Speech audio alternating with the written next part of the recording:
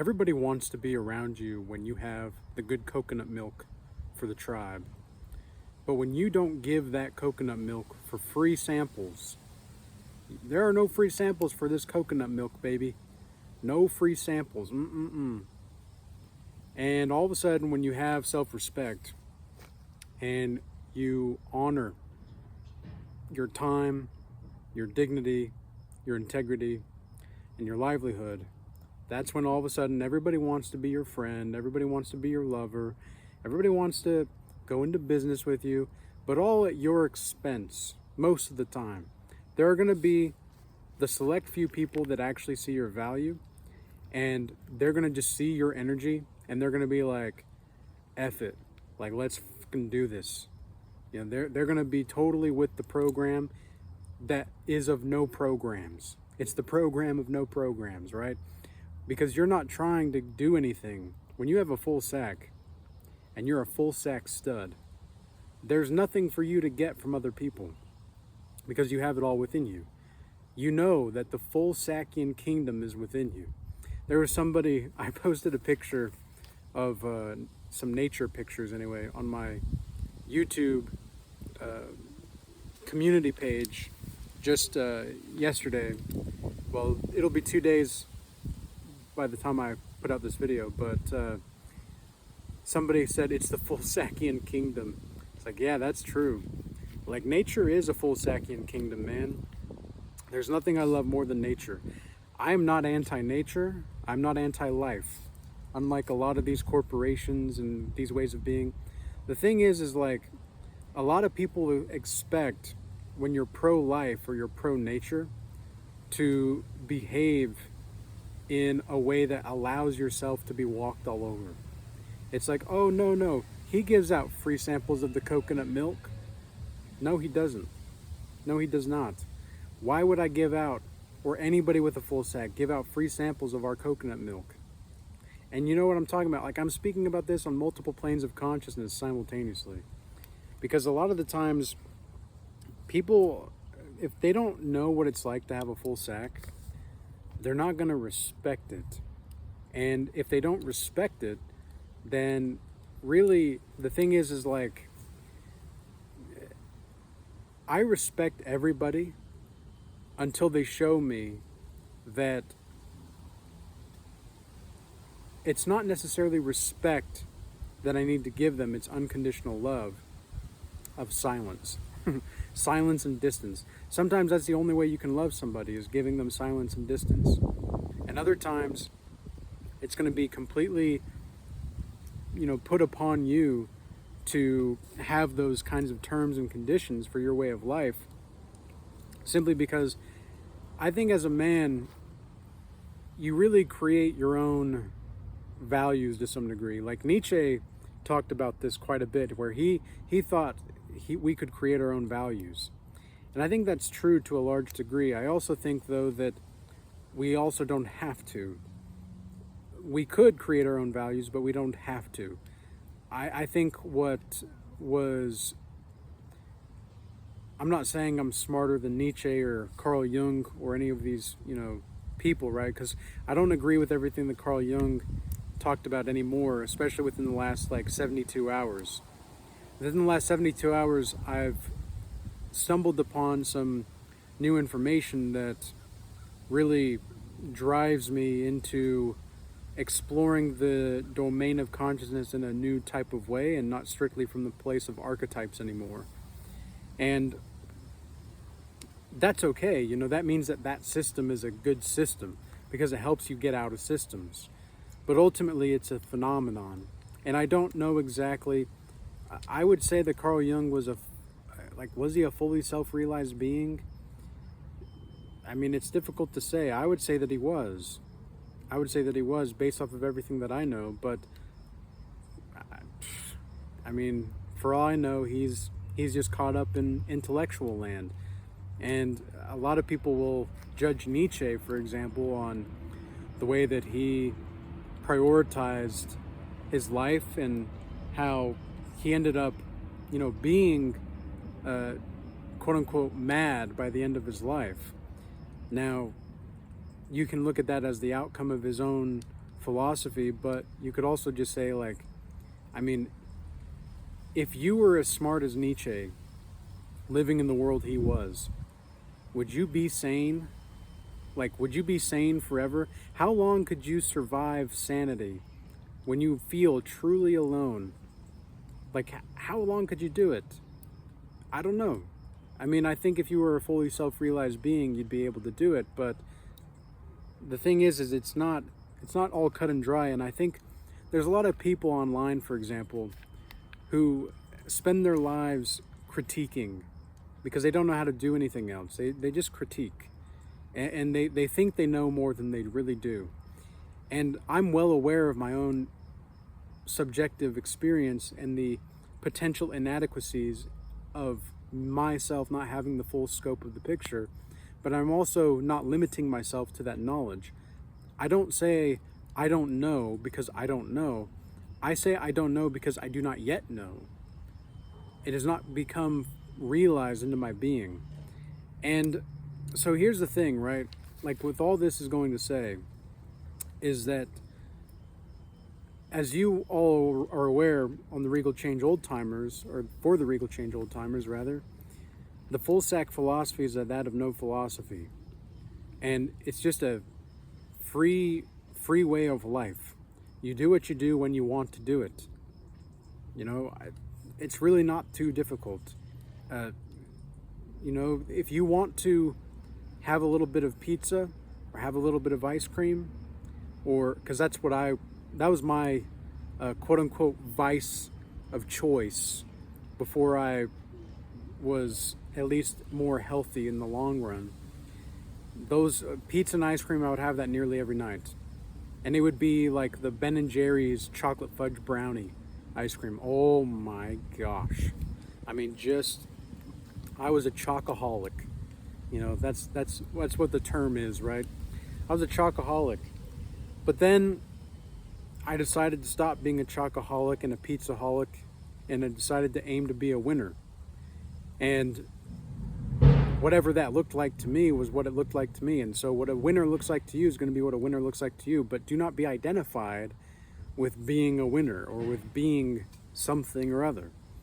Because if you're trying to be identified with these titles that you give yourself, even that of a full Sackian man, you know, a full Sackian male who knows the kingdom of the full Sackian kingdom is within, he knows that even that is just a role he's playing in the multiverse. You know, I don't see that when people say universe, I think that they know what they think they're talking about. And yet, by the same token, I don't know if you guys can hear the construction going. They didn't do construction at all until like 3 o'clock this afternoon. It was the first day in weeks that's happened. And currently it's past 6 o'clock. So I don't know what their schedule is exactly. I don't know if they have a schedule, but the show carries on. We will not be stopped.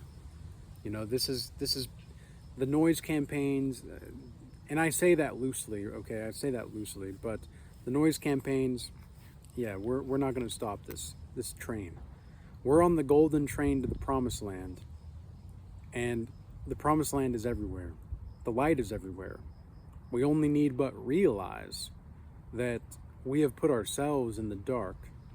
We have given away our coconut milk to the wrong people and given out free samples of our coconut milk to the wrong people. And when I say coconut milk, I don't mean just like, you know, the semen. I also mean our just energy in general. Because you really come to protect your energy a little bit more when you're a full Sackian man. Because you feel more like a king. And you feel like, well, if there's not a give and take in this relationship, it's not even a give and take, it's a give and receive. If there's not a freely giving and a freely receiving relationship here, I don't really want to be a part of it. I don't really want to be around it. It's not to say that, of course, business is going to be business, but like, golly, even in my business is my dharma, you could say, right? Like, my business is my dharma. And this is something I think the Easterners really understand more so than any Westerner could possibly understand in the spirit of the time. I mean, it is just, the Westerner sees business as a way to get things, you know.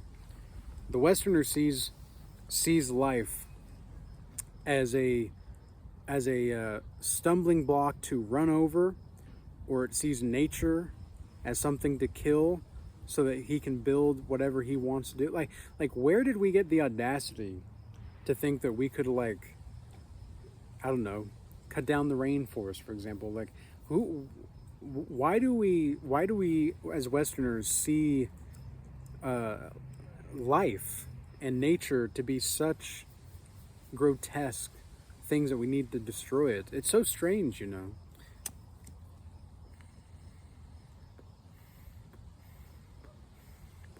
And I'm not saying that it's only the Westerners. I'm saying that it's just very common for Westerners to perceive nature to be this way. But, you know, nonetheless, it's I don't say it's our duty or our responsibility. It's just our responsibility to be responsible for our own lives, really. However that incarnation looks. Whatever that incarnation looks like, be responsible for it. I mean, it's kind of like, you know, a garden, right? I do a garden of your mind meditation with a lot of my godlike mastery initiates, because I see that there's a lot of value, no matter who it is, to do that type of meditation practice with them. And I only usually do it once in those sessions, but they can do it everlastingly afterward. But unless they want to do it again, of course, with me as a guided meditation. But there's a garden of my mind meditation that I do with these people, and it's designed to demonstrate to you where your shadow is, but also where your joy is, and where your rapture, you could say, is, where your bliss is.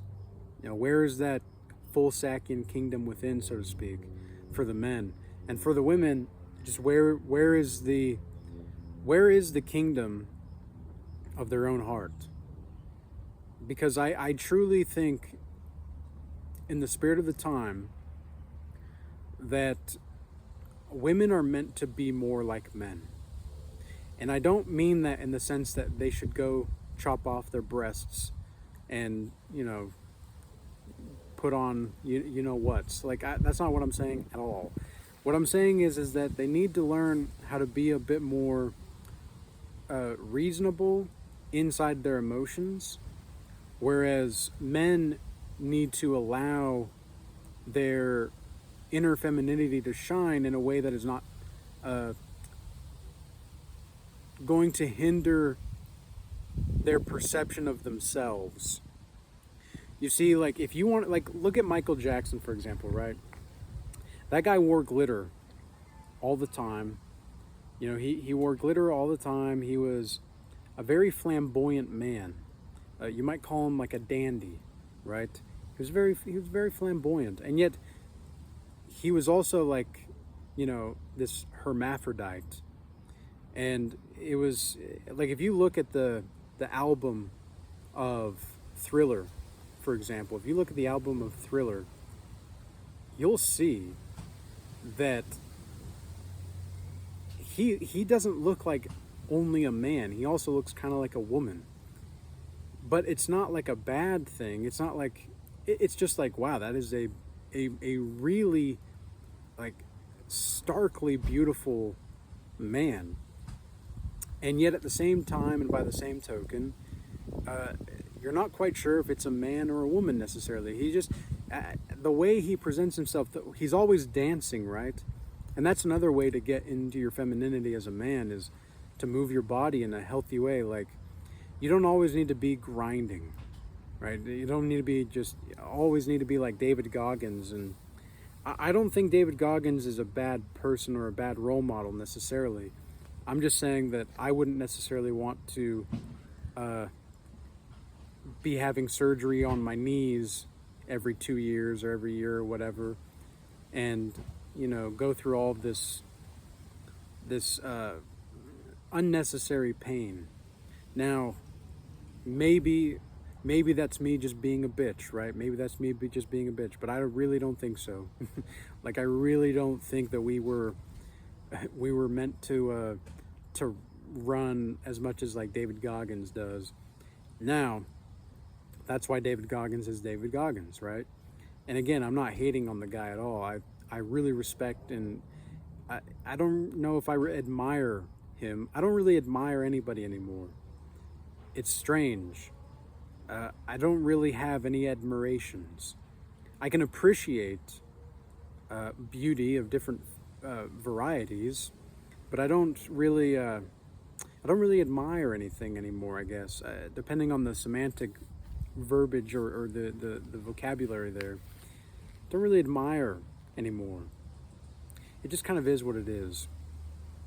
But with all that being said, I trust that this video was relayed and had the proper message that was needing to be heard by those that are ready to hear it. And I trust that peace will be with you. Until next time, stay blessed.